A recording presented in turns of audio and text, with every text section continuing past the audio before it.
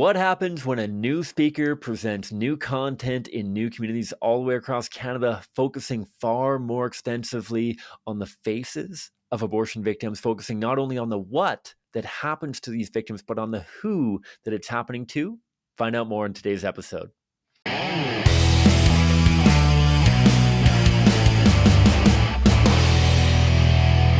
Hi, folks. My name is Cam. I am the host of the Pro-Life Guys podcast, a show dedicated to equipping you with the tools that you need to have compassionate and compelling conversations about abortion so together we can change minds, save lives, and transform our culture. Thanks a ton for tuning in. It is great to be back in the saddle again and getting regular content out there, which is exciting because interviews are one of my favorite parts of the Pro-Life Guys podcast, getting different perspectives and different ideas in. So it's not just me droning into the microphone week after week. And today's guest is really exciting. I know that before the summer, we had both Jonathon Van Maren and Blaise, two regular guests on the show, come on and talk a little bit about the Faces of Abortion tour, which is really, really cool. And today, I'm going to be joined by a new friend, a new colleague, Keturah, who is relatively new on staff and also one of our newer speakers. And she and Blaise were the speakers for the Faces of Abortion tour throughout Eastern Canada. Some of you may know already. We spent a tremendous amount of this past summer traveling across Canada, talking to folks not only on street corners and on doorsteps about the issue of abortion, what it does to the weakest, most vulnerable members of our human family, but also giving presentations in churches and community groups across the country, focusing in a new way on the faces of abortion victims and how this was something different than just talking about abortion in general. This isn't in the words of, to paraphrase the words of Dr. Monica Miller, one of the incredible pro-life leaders in the global pro-life community, talking about how abortion victim photography isn't simply about presenting a gory what, but rather presenting the very real, very personal who. So I got a fly buzzing around me right now. Very real who behind the victims themselves. And so I'm really excited to dive into this conversation with Keturah.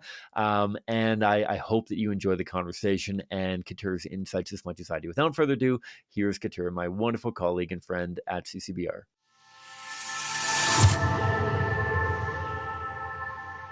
All right, folks. Keturah, how are you doing? I'm doing pretty well. How are you, Cam? I am living the dream. I am in the middle of rebuilding my deck and trying to catch my breath after a crazy summer of our Faces of Abortion tour. And that's the most natural thing to do when you're trying to catch your breath, is to rip apart your own deck and try to rebuild it, because there's nothing more relaxing than that, I am sure. Many people in the audience can relate to.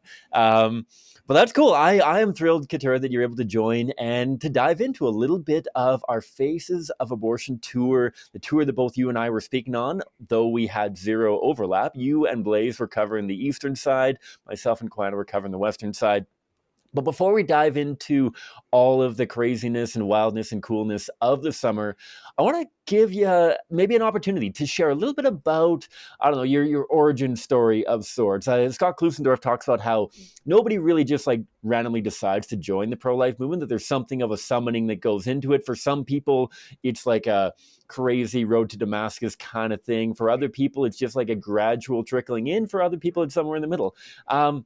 Can you tell me a little bit about how you ended up being one of the speakers on the Face of Abortion tour and part of the incredible team at CCBR?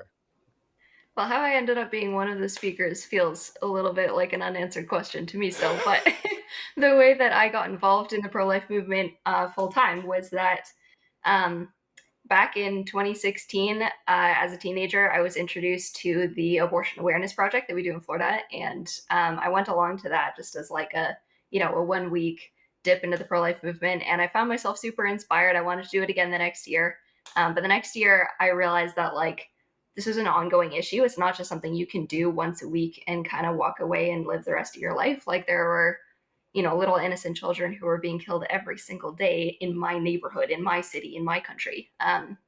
So I started volunteering with Windsor Against Abortion. I actually I helped to revive it. It had kind of died a little while ago, but helped to revive it. We just had a few people in Windsor volunteering. And yeah, we did that for a bunch of years. I just volunteered for a long time, but the more that I volunteered, the more I just became convicted that this wasn't something I could do half-heartedly, that preborn children need people to work full time. I was really inspired by the line, I think it was Greg Cunningham who said, there are more people working full time to kill babies than there are working full time to save them. And I was like, that's tragic. Like, I just, if there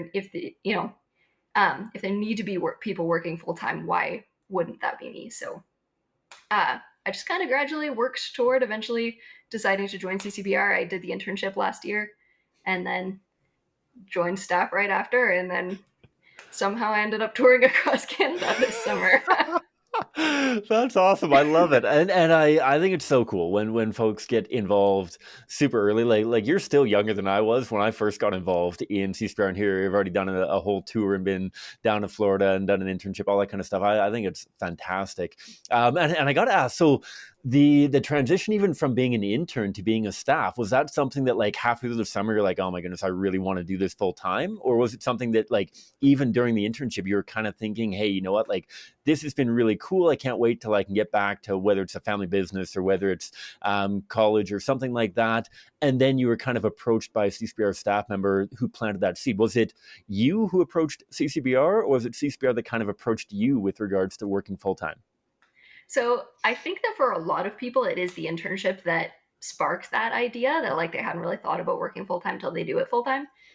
For me, it was kind of a plan that I already had laid out prior to even doing the internship because I was working full time for my family business in Windsor, and I kind of needed like to strategically plan that. Like I was like, when you're working with when you're working with a family business, you only have so many people to run the operation. So if you're going to step out, you need to make sure things are covered before you leave. So I had to plan that pretty well. But I was committed already before I did the internship to working full time after. Gotcha. That's super cool. I know that for a lot of people, it was kind of like there's still kind of that mission trip kind of vibe of the internship of like, that's really cool. I'm going to take the next step after Florida. And then, holy moly, like this is actually an opportunity. I've learned a ton here. How do I often talk about, I'm a big Narnia guy, like how do I go back to living outside of the wardrobe, and how do I make the wardrobe make sense with the rest of the real world that Narnia is within the known universe, as it were. We don't Mm-hmm. need to get fully into that, but um, Yep. yeah. So, um, yeah, moving the next step after that. Then, so you come on staff. You're working in the Eastern Outreach Department. You're working with Blaise, great friend and colleague of everybody here. And at what point did the Face of Abortion tour kind of come on the radar? Like, was this? I guess in some ways it might have even been talked about during your internship, because this has been something that's been a little bit in the works for CCBR for quite a while. But at what point did it really kind of register that not only this was going to happen, but that you were going to have a fairly prominent role in it? I feel like Blaise kind of introduced this to me slowly. He was I didn't hear anything about it during the internship, at Okay. least nothing as far as my involvement in it. Maybe Mm. I heard little bits and pieces about it existing, but um, it was like I joined staff in September. It was February when I started doing some public speaking.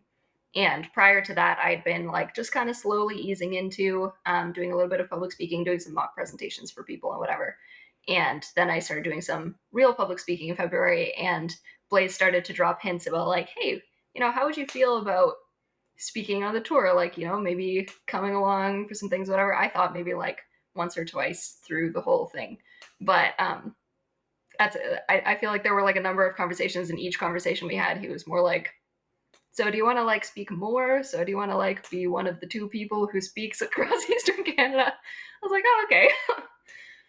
Yeah. Gotcha. That's cool. And I feel like again that's something I know there are some people at CCBR who always had speaking kind of on their radar, or is like very explicit. I apologize, Mike, if I'm putting my foot in my mouth, but I know for a fact that Stephanie knew that Micah was going to be a phenomenal public speaker from the moment that she basically met her, and so I think that was fairly evident that Micah was going to be a very prominent speaker at CCBR even from her very early days. Apologies, Micah, if I'm off on those facts. I will correct them if you correct me. But I feel like that's fairly not fairly normal, but not the first time that I've heard that somebody kind of gradually growing into the public speaking realm.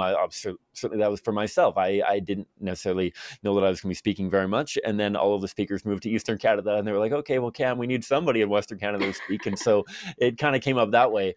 Um, But so with that then, as the hints are getting dropped, and as I know that Jonathon and Blaise specifically did a lot of work developing, like, what is the vision for Faces of Abortion tour? What are we trying to accomplish?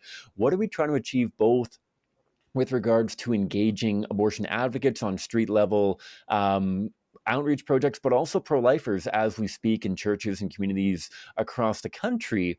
I guess as you were starting kind of walking into this is something that you'd done for a little bit. Did you see this as kind of just another, okay, we just need an excuse to get out and about, and I guess that we can talk about this. We need something to talk about, so we might as well talk about this. Or were you pretty excited about, like, focusing on the faces of preborn children is actually something substantially different than what we've done in the past. And I'm really actually intrigued, excited, that kind of thing, around the idea of presenting a slightly different perspective, a slightly different angle, I suppose, on the abortion issue and the victims of abortion. What was kind of your thought process going into even tailoring your own presentations and the way that you wanted to deliver this message?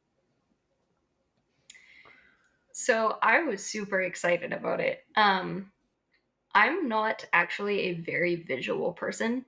So I find that I have a harder time connecting visually than most people I talk to. So um, most often when I give kind of presentations on abortion victim photography and stuff, like, I recognize the value of the photos and that they're the most effective tool that we have to change people's minds on abortion. But I would be in the minority of people who aren't as affected by them personally. Um, but what I found as we started to talk about the idea of the faces specifically was that I had already been thinking a little while ago about the concept of family resemblance, and that like I knew someone who had whose sibling, actually potentially two siblings, had been aborted. And what struck me one day as I was thinking about my friend was, did those siblings look like him? And recognizing that family resemblance exists between those of us who survived, and it exists between those of us who didn't. And thinking about my own nieces and nephews, and how right when they're born you start to think like, oh, they look like so and so, they look like me, especially to see a niece and be like, she looks just like me, right? There's a personal connection there that goes deeper because they look like us personally.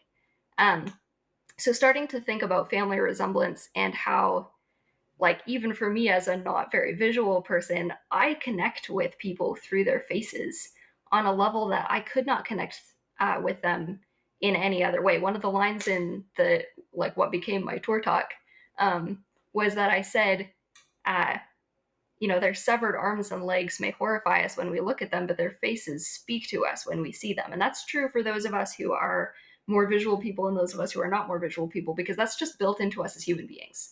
Like, our faces make us personal. So I was very excited about the tour talking about the faces specifically, and being able to draw that out, being able to talk about my own experience thinking about family resemblance, just get people to connect those dots, was very exciting and definitely paid off. That's so cool. And this is what I'd love to dive in. In a moment, we'll talk a little bit about kind of what you saw as outcomes of having given the talk and interacting with not only audience members, but also people doing activism using our new signs that are featuring more prominently the faces of abortion victims. We'll talk about that in just a moment. But I want to dive a little bit more into the content of your talks and kind of the signature component. Because I find that really, really cool. I got to admit, and I don't know, Jonathon, if you're going to listen to this episode, but I got to be honest, for me going into this tour, it did feel like a little bit of a make work tour.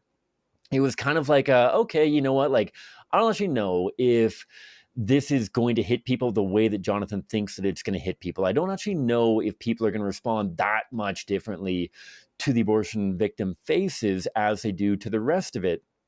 And I remember being somewhat skeptical until my first talk. So the first talk that I gave with Quana was in Regina, and I like full blown burst into tears in the middle of my talk.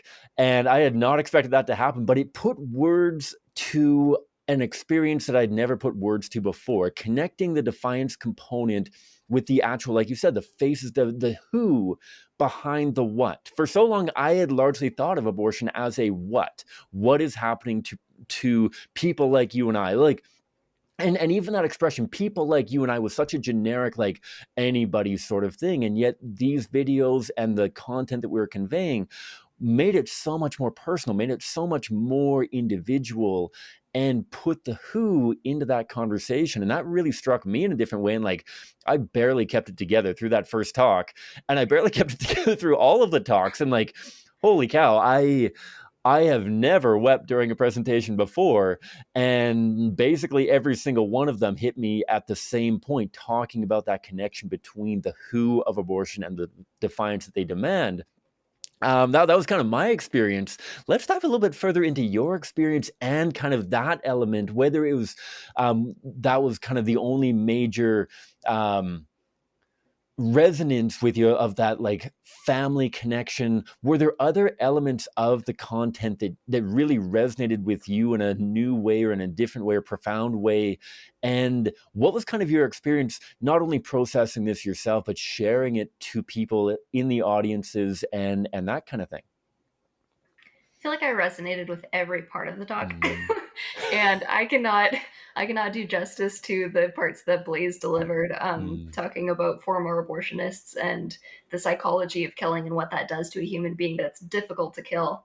And that, like, uh, that the face is key to kind of unlocking that resistance to killing that human beings innately have. Like, he does an amazing job talking about that, and I couldn't do justice to it, so I'll touch on it in 2 seconds there. But my parts, I I resonated so hard with the whole idea of, like, when you look at the body of an abortion victim, it inspires an emotional connection, an emotional reaction. It's disgusting. It's horrible. It's horrific. Like, we have this emotional reaction to it. But like I said earlier, that the face connects with us in a different way. And we tried to draw that out with the concept of looking versus seeing, right? Just saying, like, if I look at you, I might move out of the way as we cross paths, but like, it's seeing you that causes me to say hi. um, we have, yeah, like that looking at someone being just like purely seeing, purely looking at them, whereas truly seeing them is seeing something beyond and having an emotional connection with them. I found that so powerful, because it cuts to exactly what you were talking about, that it's not just about a what. And there was a quote that we shared from Monica Miller, who coined the term abortion victim photography, who oh no, I'm forgetting the quote, but um, saying that when we gaze upon such an image, we're not merely looking at what abortion does, but at a someone who by that image takes his or her place among us. Like, it is that difference between looking and seeing, is the difference between just seeing the horror of abortion and seeing the someone who that was done to. And that emotional connection that we form with the someone is what causes us to actually move beyond ourselves and to have some sense of responsibility for what happened to that person. Now it's no longer something we just want to turn away from, but it's someone that we need to respond to. It's a cry for help. hmm That is such an important way. Yeah, the difference between seeing and looking. And I know that you wrote an article about this, and it'll be linked in the show notes. The difference between seeing and looking, and I think that's so profound. And I think that that's something that if members of the audience really think about that, they can relate to, right? Like the difference between really seeing somebody and simply looking at them, and the times in their lives where they've seen that the most profoundly, and what it has elicited. I think even I don't know. I think naturally of like the day that I got married, and how like the whole morning was like last minute scramble to do all this stuff. And I looked at a ton of people, and then I didn't during see the any of wedding, them. like I didn't see any of them. I didn't see any Yeah. of them. And then having to really strike myself, like first seeing my wife during my marriage ceremony, and then during the receiving line, of actually seeing all of the people who were there. Like I feel like up until that point, I was just looking at all of the people who were in the church for my wedding, and yet during the receiving line, actually seeing them, and that profound sense of, wow, all of these people care so deeply about me, and the change that that makes. And I think that in many ways it's a very similar kind of thing, that I have looked at a tremendous number of abortion victims. I've been doing this full time for over 10 years now. I have looked at a ton of abortion victims, and yet I think that the talk for me even was seeing them in a whole new way. And I guess that kind of leads me to that first question about the response of, so you traveled, you were at almost all of the talks, or all of the talks in Eastern Canada? Almost. Almost all of them. Almost. Okay. Blaise and I got a break for two of the two of them. Gotcha. And so, based on that, what was your experience, or what did you kind of observe within the audience, their interaction? Now, I'm sure that some of them they were seeing for the first time, some of them were attending a CCBR talk for the first time, some of them may have come countless occasions before. What did you experience? What did you observe through the presentations as you were speaking to these audiences, as you were talking to people after the presentations? Did you find that there was a different tone, that while this hit you and I differently than maybe other talks or other considerations, did you find that it was hitting other people in a different way too? Or what was your experience engaging with the audiences? It really felt to me like for those who had never seen a presentation before, it was super powerful. But those who Mm. had seen presentations before, it was like it was their first time. Like it really did seem to hit people in a different way. And one of the talks we did, I think it was in Ottawa, someone who attended told us that she had seen many presentations before from CCBR and she'd done activism with us. Like she was fully acquainted with all of our talking points and things. But when she saw that talk, she said she thought it was the most reverent talk that she had ever seen from CCBR because it hit all of the points that we normally hit, that it shows the victims. Like the DC5 video that we showed was horrible. Like there was a noticeable, palpable difference in the audience and the way that they were listening before the video and after the video every time. Um, so the video hits everyone hard, and that call to action and we need to respond to these victims was the same that we've always given, but she said that there was a new kind of reverence in focusing on the victim and their humanity and their dignity as a human being, which I thought was really cool. Yeah, that is so cool, and obviously the exact goal of what we were hoping for in large part from the presentations, right? Of viewing this in a whole new way, and hopefully leading many people to action. I'm sure that I'd love to dive into maybe a few anecdotes or even statistics from what you guys saw out there. I know that, again, one of the most profound for us in Western Canada was in Regina, where the first talks that we gave, the second talk we gave in Regina, we had, I don't know, just over 30 or so people come. As a modest audience. And yet, like you said, there's a palpable change in tone, and the call to action was responded to better than anything else that we have ever seen. That of those people attended, I think that two-thirds of them rescheduled their weeks so that they could get one-on-one training from one of our return interns. We had like 22 people come out door knocking with us from the presentation, because of how profoundly the presentation resonated with them. I'm curious, were there either anecdotes or kind of larger scale outcomes that you saw that really impressed you with the response from some of the audiences that you were able to connect with?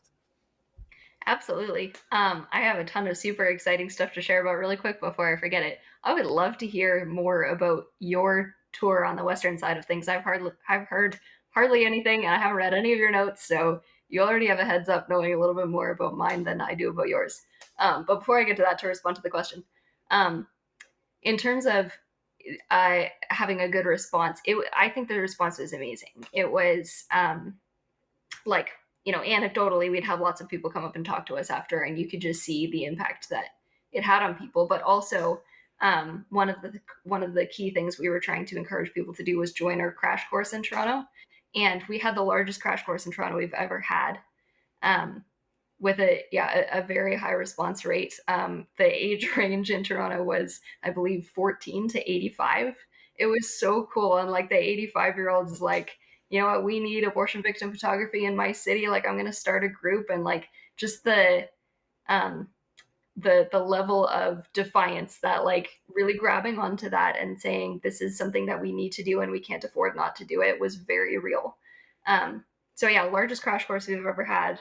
There were also some really cool, interesting things like that I didn't expect.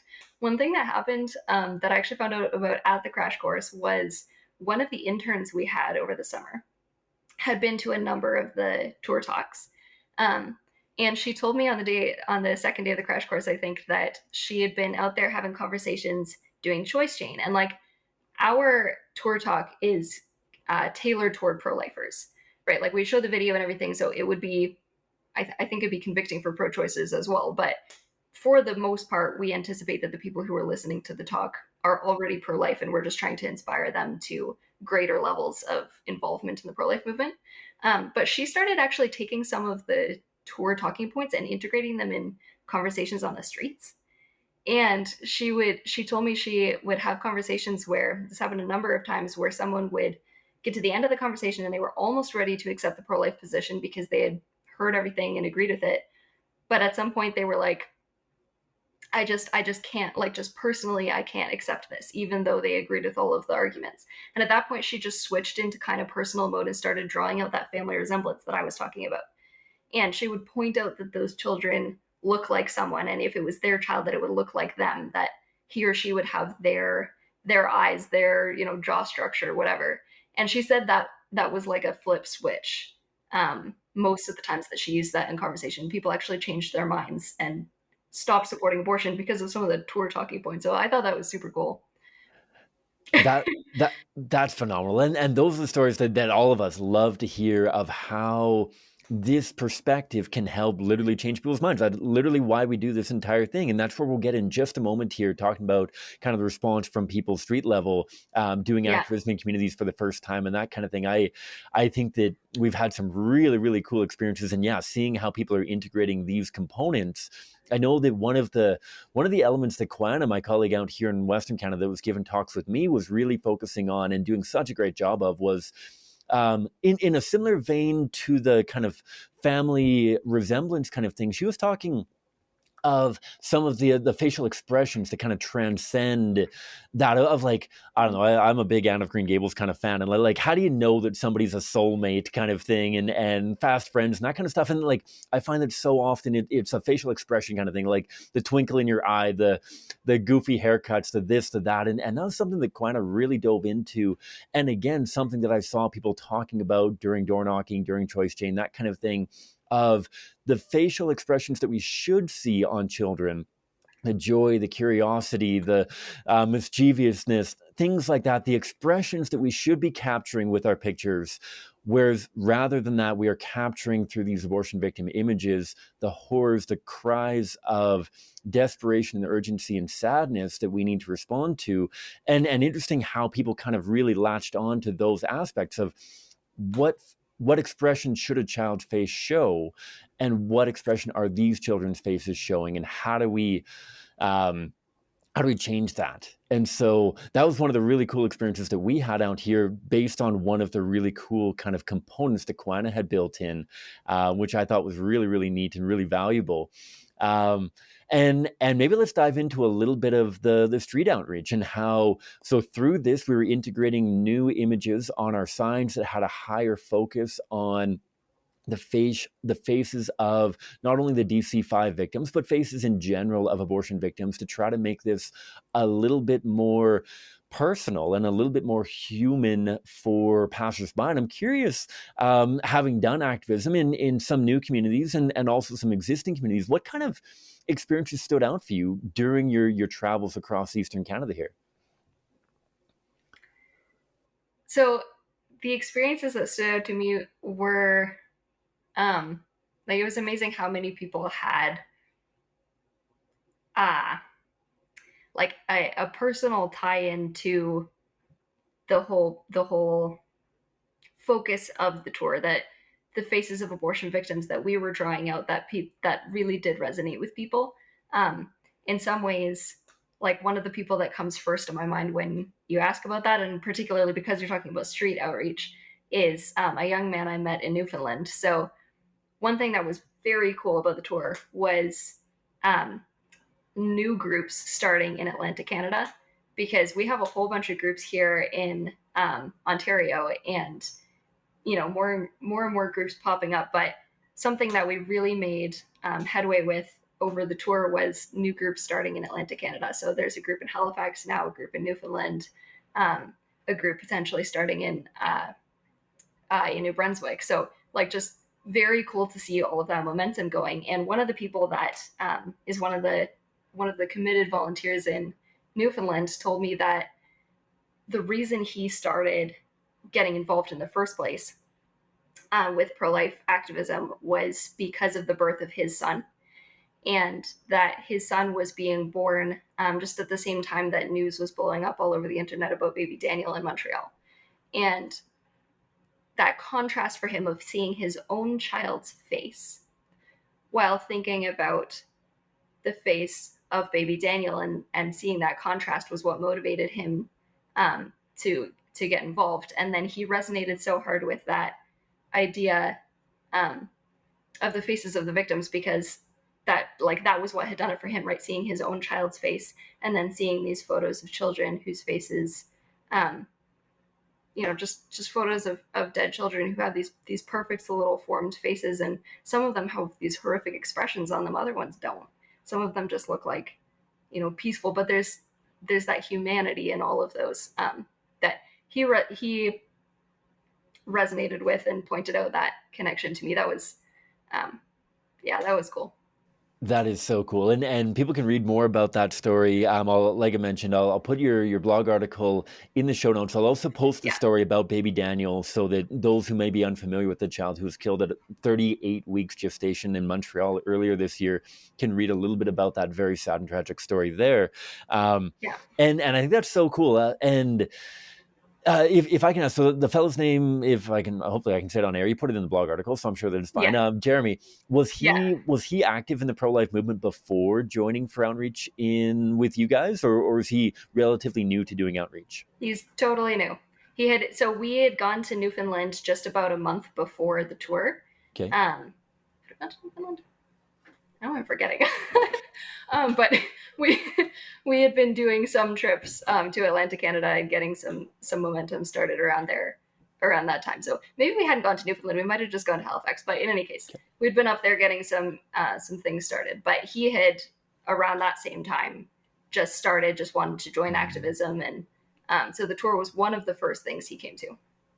gotcha. That is so cool, and so cool to see that kind of hunger for being able to do something and make a tangible difference. That was one of the coolest parts of our tour. Of we're really marketing this and trying to get pro-life leaders, existing leaders, on board with the idea of how do we bolster their support, that they have been carrying the torch for so long, that a lot of, I mean, I'm sure many of people in the audience have been involved in the pro-life movement for decades, and have been holding that torch high and working so faithfully, and yet so independently and so alone so often, because other people just don't understand the urgency of the abortion issue, and how this tour really provided a lot of inactive pro-lifers, people that kind of show up once a year. They go to local pro-life talk when it happens, but then they don't necessarily follow it up. One of the coolest things was seeing those people come out to this talk and then followed up by getting trained and coming out to do activism and having similar experiences to share, like, hey, I think that I can build this part of my journey into saving babies, and I want to prioritize getting better. And just I love door knocking for so many reasons. I love doing choice chain on street level, holding the signs, talk to people as they pass by. I love door knocking for so many reasons, because in large part, you can bring a brand new person out there and they can listen to you have a conversation. And then the next door, they're trying to have the conversation themselves. And as soon as that door closes, they're just hungry to learn, like, what could I have done different? What could I have done better? How could I have carried that on? Thank you for jumping in when you did, but like, what am I supposed to say next? How do I take this to the next step? And so that's so cool that Jeremy got involved and is looking at ways to draw his own journey, his own story into supplementing the training tools that we have. Um, from people on the street, a question I wanted to bounce off you, and I know I'm going to kind of blindside you with this, and so I'm going to give you a moment to percolate on it, Sure. while I kind of share my experience. I'm sure you've heard like a million times the, like, you're just trying to get people to have an emotional response. You're just trying to shock people by abortion victim photography. You hear it a million times over, and I feel like for a really long time I used to be really defensive of, like, no, this isn't super shocking. Like, we shouldn't need to be shocked by this. This is the reality. This is what's going on. We're not out here trying to make an emotional argument. We're trying to make a logical, fact-based argument. And yet more and more in kind of the last year, and I would say culminating with this tour, I've been getting more comfortable with the skin of we're trying to make a holistic argument. We are trying to engage you not only academically and logically, but yes, emotionally. We are trying to engage the whole person to help them understand that this is a personal issue, that this isn't a theoretical abstract idea. And so I don't need to run away from the attacks that this is just emotional. I need to run away from the idea with it just being emotional, that it's more than just emotional, but I don't need to hide or rebut the idea that this is a somewhat emotional argument. I'm curious, I guess, in some ways, just in general, how you have approached that kind of accusation that abortion victim photography is overly emotional, and whether or not seeing the tour and the tour content of making this more human, making this more personal, did that influence the way that you respond to those kind of quote unquote accusations about the emotional nature of abortion victim photography? That is an interesting question. I think that the tour definitely impacted the way that I think about that in concept. I don't think that it's impacted my responses. Um, I think I've always kind of seen that that's a false dichotomy. Like it, it would be a problem if we were making an argument that if we were making an emotional argument that somehow contradicts the facts, or um, that we were trying to get people to leave aside the facts because of what your emotions might lead you to do. I think that would be bad. But the fact is that we approach it equally from both sides. We show the visual evidence of injustice, not just because the visual evidence is horrible to look at, but because it is actual visual evidence. Like, if we want to be honest about what abortion is, we need to be honest about what abortion is. And abortion does cause an emotional reaction when you look at it. Um, I think that the tour has changed a couple of the ways that I think about it, in terms of really seeing that distinction that Dr. Monica Miller made about just looking at what abortion does or looking at a personal someone. That it's not about how gory the photo is, but it's about whether or not there is a personal connection and an ability for us to be able to look and see a victim of injustice when we see the photo. Like, photos that are really horrible and disgusting and gory but don't look like a human being might cause some kind of discomfort, but they won't necessarily bring us to the right conclusion. But when we see a child who has had injustice done to him or her, then that calls out from within us the correct response, right? So that's made me think about that a little bit in that way. And you and I were talking a little bit earlier about my experience at U of T. You want me to share about that story? Because okay, so this was another way in which my perspective has shifted a little bit emotionally, and this is because, like I said earlier, I'm not a super visual person, so I don't necessarily always make the same connection that everybody makes right off the bat. But I had this experience one time where I was at the University of Toronto. I'm doing a pro-life outreach project, and it was like a normal day for me. I was working with some new volunteers, getting them all comfortable, just kind of looking across the street, I was very much not focused on the activism. I was focused on the volunteers and trying to help them feel comfortable.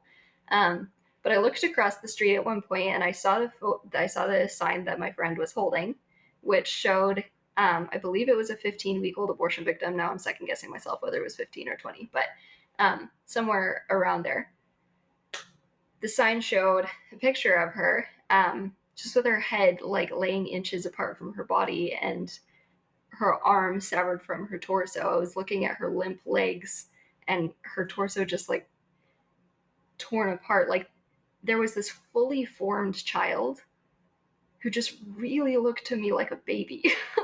It was like, for the first time, I didn't just see like an abortion victim, but I saw a baby who had been torn apart. And she was so real looking to me that it felt like she might have been laying on the sidewalk instead of in a picture. And like, how the reality of that moment, how hard that hit me, made me want to run across the street and yell at the guy who was standing there with a flag trying to cover the photo.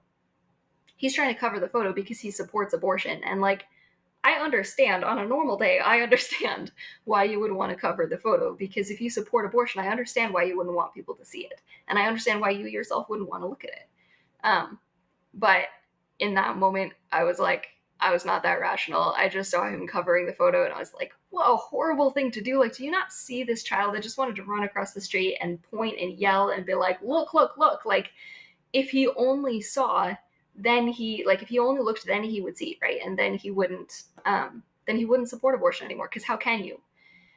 Um, but I held myself in check because I realized how that would look if I ran across the street and started yelling at him. He probably wouldn't take it so well. And I had the apologetics training. I knew you need to be civil, you need to have conversations, you need to meet people where they're at and walk people through it.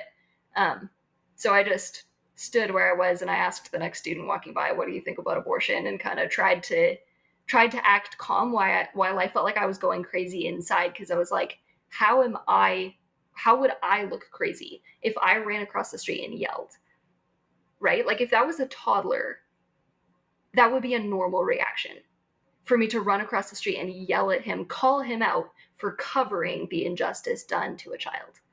Everyone would think that was a normal reaction, but somehow in this society, in this day and age, I would look like the crazy one if I tried to yell and tell him that's not an appropriate reaction. Um, and that really tied in with the whole section of the talk where we were just kind of drawing out that like pro-lifers tend to have this recognition of the emotionalness of the argument. Like we recognize that innocent children are being killed. That's why we do this full time. It's not like we do it because this is our dream job, right? We do it to protect innocent children, and there comes a point where when you do this day after day after day, and people think you're being a little too invested or whatever, like why can't you just work a normal job or do normal things with your life? There comes a point where you're just like you want to yell at everybody like why don't you see why can't you tell what's going on here? So yeah, I think that whole emotional part of it, to bring it back to the question, like I really think it's a false dichotomy, because when you look at the actual facts, when you look at the things that are sort of unemotional about abortion, it leads you to an emotional reaction, because abortion just is a horrible injustice done to an innocent child. And if you aren't having an emotional reaction to that, then I would argue there's something wrong with you. Yeah, absolutely. It makes me think of my friend Melanie, who came out to do some activism with us while we were in Vernon, and it had been a long day, and we had this group of counter protesters, a whole family. They literally brought their children out to protest in front of us, and they were going at Melanie for a long, long time. And though and Melanie snapped. Melanie snapped on them. She didn't say anything like super, super rude, but like she said it like it was, of like, I'm literally just trying to stop babies from getting ripped apart. Like, what is wrong with you? Why can't you see that this is not okay? And obviously that's not what we train people to do. And Melanie apologized like 4 million times afterwards. But like, and I accepted her apology, and we worked through it. And we, after we had wrapped up and we were debriefing, I thanked her for having that at the very least in the back of her mind, right? Like I think that there needs to be that zeal, that righteous anger towards this horrible, horrifying injustice. And how do we allow our sadness about abortion to flow into anger? And how do we allow that anger to go more than just anger into defiance, into effectiveness, into the best way of changing hearts and minds? So again, I didn't tell Melanie that she should be doing that more often, but I also didn't tell her that she shouldn't feel that way. Because I think that it's absolutely appropriate to feel that way. Like you said, like Jonathon has this great article that, again, I'll link in the show notes, and I know that you're alluding to it as well, called "We the Screamers," and how what is crazier, the fact that we look at this injustice and we put aside everything to try to save these preborn babies, or the fact that many other people see this injustice and know this injustice, understand the injustice, and turn away and go back to their normal lives. What is crazier? What is really crazier, to say that I am Yeah. looking at the fact that these children are being slaughtered, and how can I not respond this way? And I think that's a poignant thing to leave with so many people, maybe many of those in our audience today, that how do we not respond with the urgency and the desperation that is necessary? How can we reasonably turn away and not be affected by these very real the very personal victims of abortion, and the very horrifying what that is happening to them, I guess. Mm-hmm. Yeah, I loved one point that Blaise brought up toward the end of the talk was kind of the three reactions that we can have to seeing the victims of abortion, and particularly their faces, once we not only look at them but truly see them and actually form a personal connection and actually say, hang on, this is like an actual innocent child who was killed. What now is my responsibility toward her? I can do one of three things. I can respond with indifference and just forget that I ever saw it and sever that connection that I just made. Or I could respond with despair and just say, like, this is so horrible and it's never going to get better. And what can we even do? And the world is going to hell in a handbasket. Or we can respond with defiance. And defiance, I think, is the only empowering one. Defiance says, like, yes, this is as tragic as it looks. Yes, I can look into the face of this child and not turn away. Like, I can actually form that connection, recognize what's going on here, be honest with myself and with other people about what's going on. But then I can turn that into action to make sure that there are more survivors than victims, that we can actually save children from experiencing the horror of that and make it so that the number of faces that we have to confront are less. Yeah. Yeah, absolutely. And how each of the three of those options all have positive feedback loops, in that the more indifferent you feel, like indifference leads to greater indifference, despair leads to greater despair, Mm-hmm. and defiance leads to greater defiance. And so Mm-hmm. knowing that you are fueling your own kind of self-fulfilling prophecy by choosing which road you're going to go down. If you Absolutely. choose to go down the indifference road, you're simply going to become more and more indifferent towards everything around you. We've both spoken to people at activism who have taken that approach of indifference and apathy, and they just stop caring about anything because that's the only way to live. We've talked to people who have gone down that despair route and how that despair leads them towards constant despair because of the brokenness of our culture. And then hopefully we've inspired people to choose more predominantly and more frequently that road of defiance that again builds upon itself. And I guess as we start wrapping up here, in mind of that defiance and the incredible stories that you shared about groups getting started and people coming to the Toronto Crash Course, I hope that some of the people listening to this episode did come to those talks and are maybe part of those groups.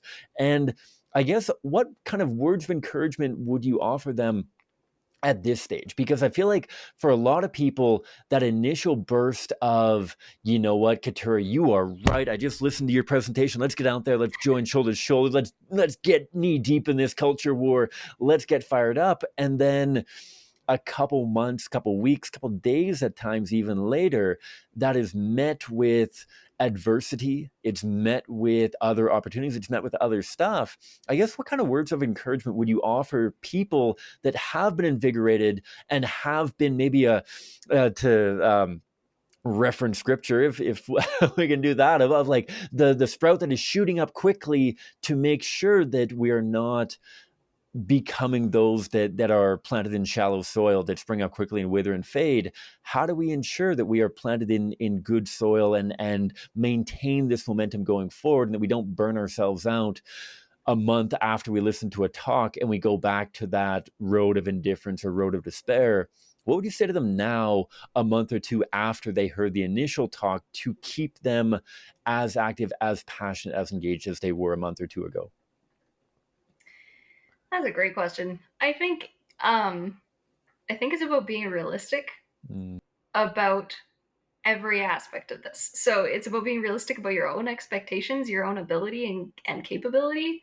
And it's also about being realistic about how urgent the need is. So what I think of is when I first got involved in 2016, 2017 with the Abortion Awareness Project, I was so on fire and like, this is the most important issue, and everyone who isn't doing this full time is just wasting their time. And like, everyone needs to be, fully in this. Um, and one thing that I struggled with a lot was abortion was just on my mind 24/7. Like, as I went to sleep and as I woke up in the morning, I was thinking about abortion. I had just gone through the apologetics training, so every scenario that I talked with someone about in life, I would turn into an analogy. I'd be like, oh, I could, bring this up in a Christian conversation. We could lead it back to abortion this way. But um, it was unhealthy. There was a point where I was thinking about abortion constantly, and I was like, death is just on my mind all the time, and it's really, really hard. And I'm not made to be able to sustain that kind of thought life. Um, so whether it's happening in your thought life or whether you're overcommitting, like, I need to be at every activism project, like I need to be going 7 days a week and every, long days, whatever, like just pushing, pushing, pushing. Um, don't do that either. Like just recognize your limits and figure out where you need a rest and need to take a break and recognize that you aren't the pro-life movement on your own. We're a movement because we're a whole group of people. We all need each other. But then, secondly, don't forget the need. Like, don't allow yourself to think that just because you don't have the capacity to be the entire pro life movement, that you shouldn't be a part of it. And these children really do need you. There are really nearly 300 children who are being killed every single day. So I think that uh, needs to encourage us and inspire us to keep going and keep moving ahead. Yeah, just keep going. Love it. Love it. It makes me think of the quote from social activist Helen Keller that we used to share all the time. I don't know how often it gets shared at presentations anymore, but Helen Keller said, I am only one, but I am still one. I cannot do everything, but still I can do something. And because I cannot do everything, I will not refuse to do the something that I can do. Let's not evaluate whether or not we can overcome this by ourselves, because the answer is inevitably no, like you said.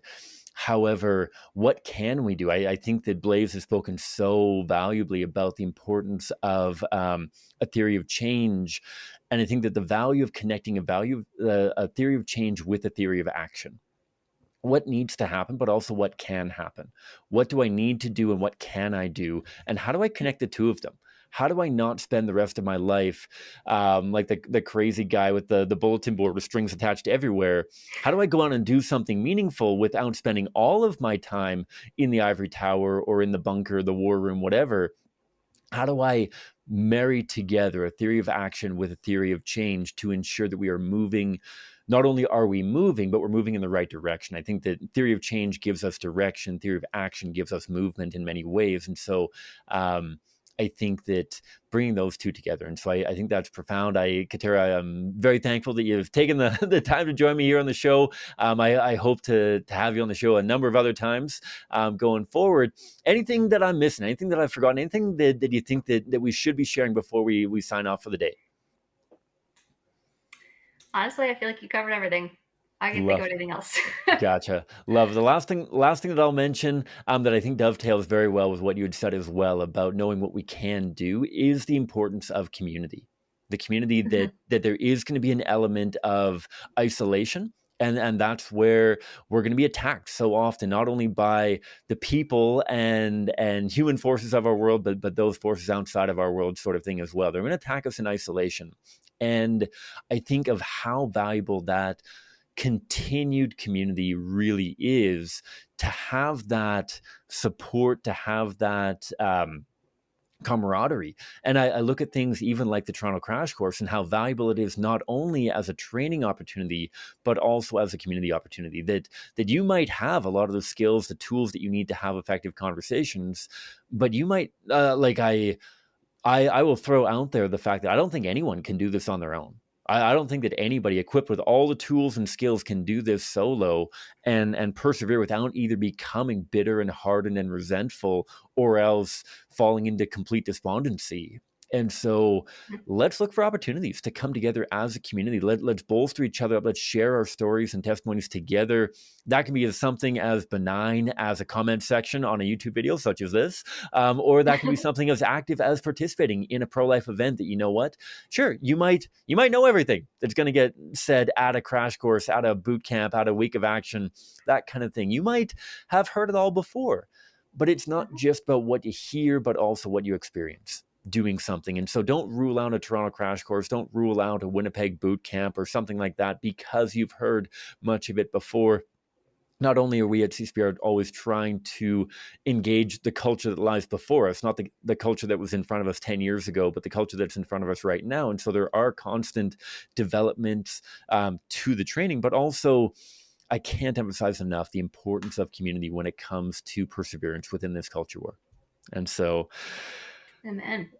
thanks again, Keturah, for being on. Looking forward to seeing you at the staff retreat coming up here in a couple of weeks, and looking forward to chatting more podcast stuff going forward. So thanks a Yeah, ton. thanks, Kim. All right, folks, that was Keturah Dumaine. She is the Eastern Executive Assistant in the Eastern Outreach Department. She works with my colleague Blaise all the time, along with all of our other incredible colleagues out in Eastern Canada, based out of the Toronto area. So glad that she had such a great experience on the Faces of Abortion tour. And I'm thankful that many of you, I hope, were able to join in for some of those tour talks. If you weren't able to, I know there are still a few happening. I will be giving a few talks here in Western Canada for communities that we weren't able to hit during the summer. So do check out our website, endthekilling.ca/tour, that you can learn a little bit more. There's going to be an awful lot of stuff in the show notes below as well. We're going to have Keturah's article that she talks about the 5 people that resonated with her during her experience on the not New Abortion Caravan, the Face of Abortion tour, as well as an article about baby Daniel, child who was tragically killed at 38 weeks gestation in Montreal earlier this year, as well as an article by Jonathon Van Maren called We the Screamers, and an episode that Keturah recently did with our friend in the movement, Mark Harrington. So a lot of stuff in the show notes. If you could do a huge favor to the show, if you could like and subscribe, rate the show on not only your favorite podcatcher, but also on YouTube. We're making a big push to get to 1,000 subscribers on YouTube. And the reason why YouTube is so important is because for most podcatchers, it's really difficult to see the following. And so when I'm trying to get new guests on the show, especially higher profile guests, one of the easiest ways for them to see whether or not this show is worth their time is to simply go to YouTube. What kind of following does this show have? What kind of engagement does it get? All that kind of thing. And I know this is primarily a pod platform kind of thing that a lot of you are listening to the show on Apple Podcast, on Spotify, on other platforms, whether you're a super hipster or a mainstream person. If you could do me a huge favor and like and subscribe not only on your podcatcher, but also on YouTube, that allows me to have greater weight going to guests that I'd love to have on the show, because sometimes I get turned down being like, sorry, this person doesn't have availability this month. And at times it's because they know that the show is still relatively small fish when it comes to opportunity, that they're not reaching a massive audience while doing this. And so they need to prioritize their time elsewhere. So if you can help me grow on YouTube in particular, if you can like and subscribe to the channel, like the videos, all that kind of thing, maybe even listen to the videos on there as well. There's some videos that have some good facial expressions and content from some of our favorite guests as well. Please do that. That all being said, want to super appreciate you for sticking with the show. I know that it was a pretty dry summer, and so I'm excited about what the fall is going to have and have coming up. And so hope that you're along for the ride there. So thanks a ton. May God bless you abundantly wherever you're at, however many hours are left in your day. Thanks a ton.